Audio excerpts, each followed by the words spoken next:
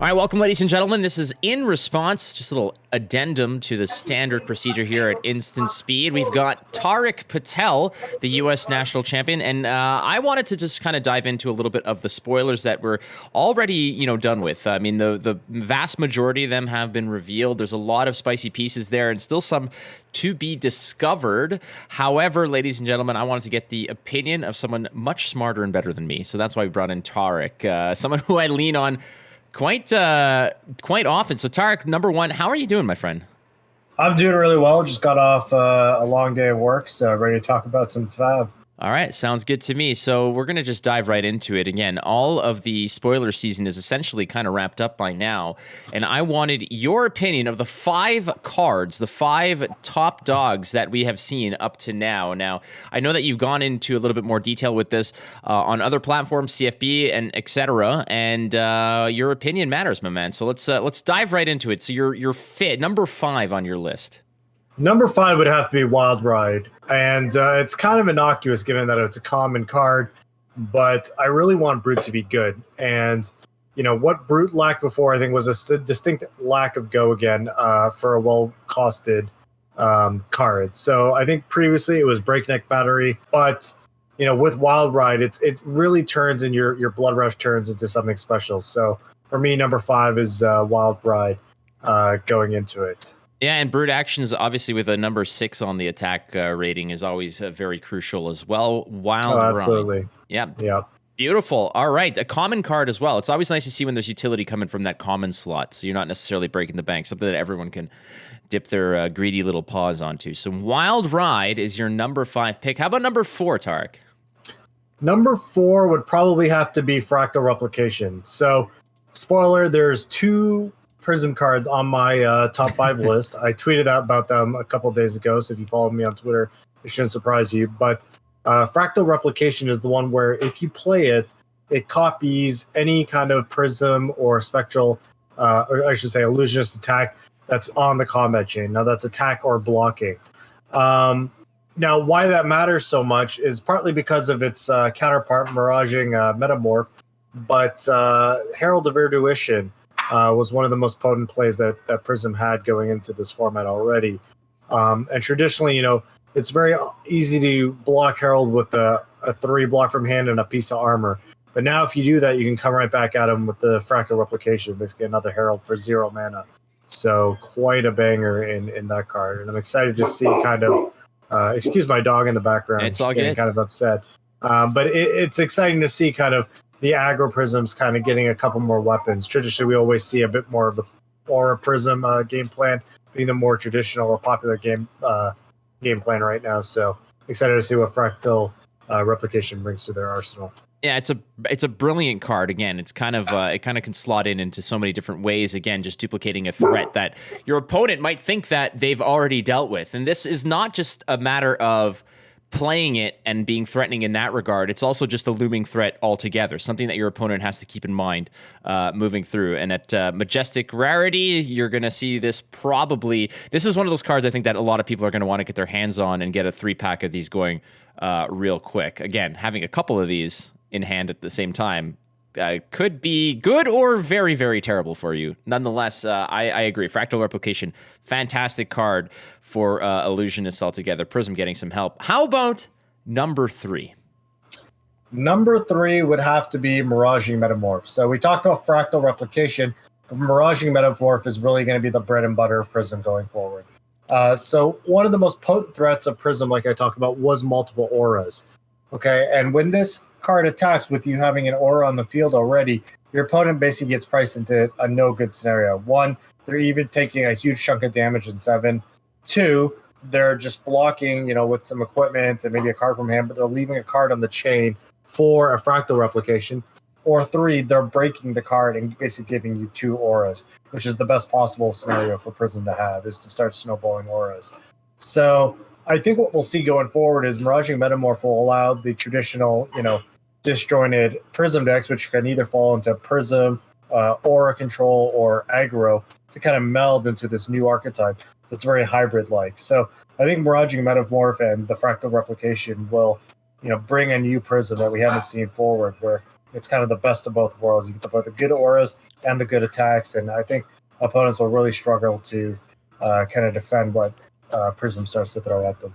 Yeah, it's coming in pretty at a naughty number at 7 as well. Again, the Phantasm is usually just a little safety net of being able to blast it away when necessary, but still these Prism cards are really just adding extra fuel, different dimensions to what these decks have already shown to be, contenders in various metas as well. So going all the way back from the Calling Las Vegas to most recently in New Zealand. So Prism getting some extra tools. Number 2, Mr. Tariq Patel.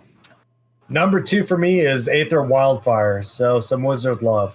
Traditionally, Kano, has been one of the only heroes to kind of put out a one-turn kill potential. The other hero being Viserai, and we saw Hayden Dale take down Australian Nationals with that potent combo.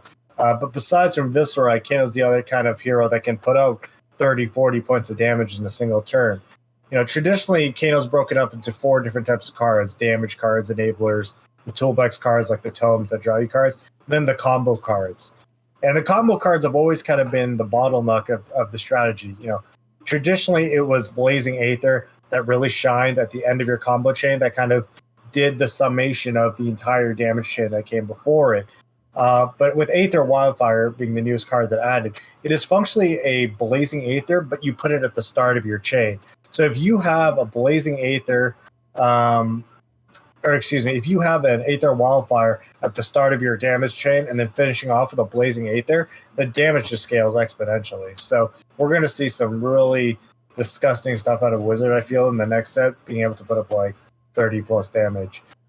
So I'm excited for that card. Yeah, the way that I kind of see it is that you used to have Blazing Aether was like an M. Night Shyamalan movie where it could all fall apart at the end, or it could be brilliant.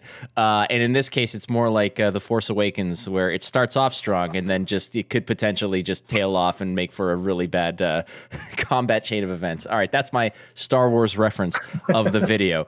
Finally, the number 1 card here that you feel has just thrown ripples into the meta and potentially a jewel of the set, which is Everfest. Yeah, for me, this has to be Bravo, star of the show. And like his name implies, I think he was the star of the spoilers too. So when I first read this card, it's a bit innocuous, right? Because his hero ability is not trivial to use.